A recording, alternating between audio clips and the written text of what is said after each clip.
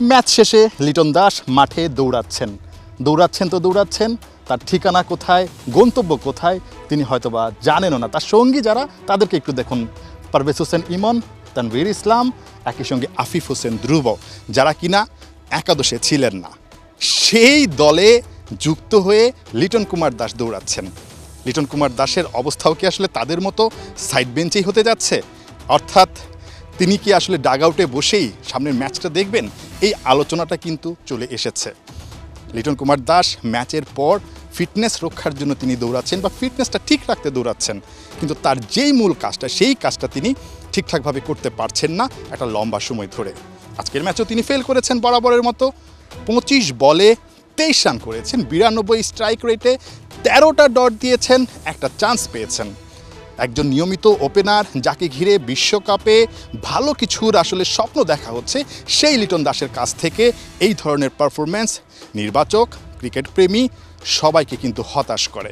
যখন কিনা আসলে ওপেনিং নিয়ে দুশ্চিন্তা, তখন লিটন দাসকে ঠিক এই অবস্থায় একেবারে বিশ্বকাপটা যখন দরজায় করা নাড়ছে, তখন তাকে নিয়ে আসলে ভাববে কিনা সেটাই কিন্তু একটা বড় ভাবনার বিষয় হয়ে দাঁড়িয়েছে। একদিন আগেই নাজমুল হাসান পাপন একটা ইন্টারভিউতে বলেছেন, কোচদেরকে তিনি আসলে জালাল ইউনুসের মাধ্যমে, ক্রিকেট অপারেশনস কমিটির চেয়ারম্যান জালাল ইউনুসের মাধ্যমে বলে দিয়েছেন যে তাকে যেন কোচিং স্টাফরা অনেক বেশি সময় দেয় এবং সময় দিলেই তিনি আসলে তার ছন্দে হয়তো বা ফিরে আসবেন, তাকে নিয়ে যাতে আলাদা করে কাজ করা হয়।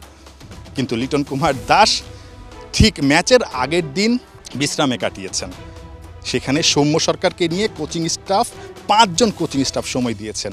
আগের ম্যাচে ভালো করেননি লিটন কুমার দাস, তারপরে কিন্তু তিনি পরের দিন এসে নিজের ব্যাটিংটাকে ঝালিয়ে নেবার প্রয়োজন মনে করেননি। কিন্তু ম্যাচের পর তিনি ঠিকই দৌড়াচ্ছেন বাদ পড়াদের সঙ্গে, অর্থাৎ যারা ডাগ আউটে বসে থাকেন তাদের সঙ্গে দৌড়াচ্ছেন।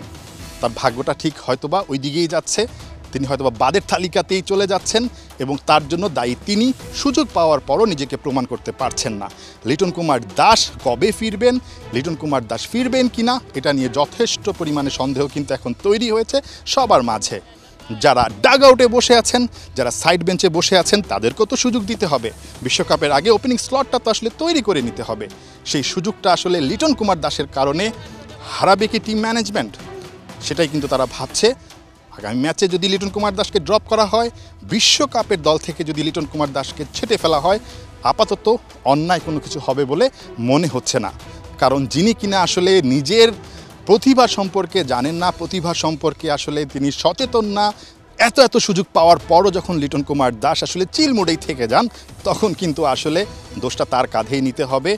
এত সুযোগ দেওয়ার পর তিনি যদি বাদ পড়ে যান, সেটা একান্তই তার দোষে হবে এবং বাংলাদেশ ক্রিকেট তার কারণেই আসলে ভুগছে এবং সেটা তাকে বুঝতে হবে। যত দ্রুততম সময় তিনি বুঝে নিজেকে ফিরিয়ে আনতে পারবেন, ততই কিন্তু তার জন্য ভালো। না হলে যা হবার তাই হবে। নাহিয়ান বিন জসিম, ৭১, জহুর আহমেদ চৌধুরী স্টেডিয়াম, চট্টগ্রাম।